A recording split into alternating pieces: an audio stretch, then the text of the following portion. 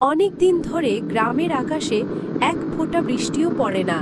মাটি ফেটে চৌচির, গাছের পাতাগুলো ঝরে পড়েছে। সবাই ক্লান্ত, মুখে দুশ্চিন্তা। এক বৃদ্ধ কৃষক পরিশ্রমে ভরা মুখে শুকিয়ে যাওয়া জমিতে চেষ্টা করছেন ফসল ফলাতে। রোদে পুড়ে, ঘামে ভিজে তিনি হার মানেন না। এক ছোট্ট ছেলে হাতে পানি ভরা কলস নিয়ে হাঁটছে।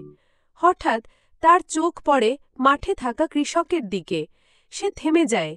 তার ছোট্ট চোখে চিন্তা ভেসে ওঠে। চাচা, আপনি এমন কষ্ট করছেন কেন? কিছু হয়েছে? কৃষক চাচা ক্লান্ত চোখে তাকালেন ছেলেটির দিকে। আহারে বাছা, আকাশে মেঘই নেই। বৃষ্টি ছাড়া ফসল হবে কি করে বলো? ছেলেটি চুপ করে শুনে যায়। তার ছোট্ট মুখে গভীর ভাবনা।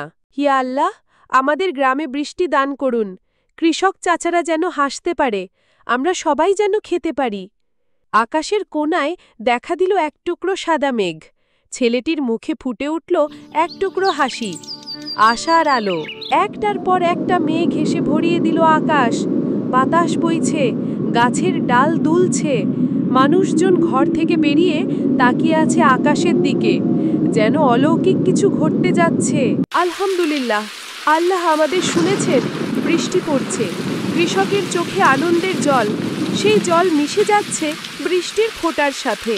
গাছেরা যেন আবার প্রাণ ফিরে পাচ্ছে। শিশুরা ছোটে, লাফায়, ঘুরে ঘুরে নাচে, কাদো মাটিতে ঝাঁপ দেয় আর বলে, ইয়ে, বৃষ্টি এসেছে। আনন্দে ভরে গেছে গ্রাম। আর চারপাশে সবুজের স্পর্শ। জমিতে গজিয়ে উঠছে নতুন জীবন। আলহামদুলিল্লাহ, হে আল্লাহ, আপনি আমাদের দোয়া কবুল করেছেন। ছেলেটি বারান্দায় বসে, পাশে তার ছোট্ট বিড়ালটা। সে মুগ্ধ হয়ে বৃষ্টির শব্দ শোনে, যেন তার দোয়ার উত্তর পেয়েছে। সবুজে ঢাকা মাঠ, খুশি মুখে কৃষকরা কাজ করছেন, ছোটরা পানি দিচ্ছে গাছের গোড়ায়। গ্রামের প্রতিটা কোণে যেন আনন্দের সুর বাজছে। তোমার দোয়ার জন্যই এই রহমত এসেছে বাছা। চারপাশে করতালির শব্দ, আর আকাশে উড়ছে পাখিরা আনন্দের বার্তা নিয়ে। বন্ধুরা, কখনো দোয়া করা থামিও না।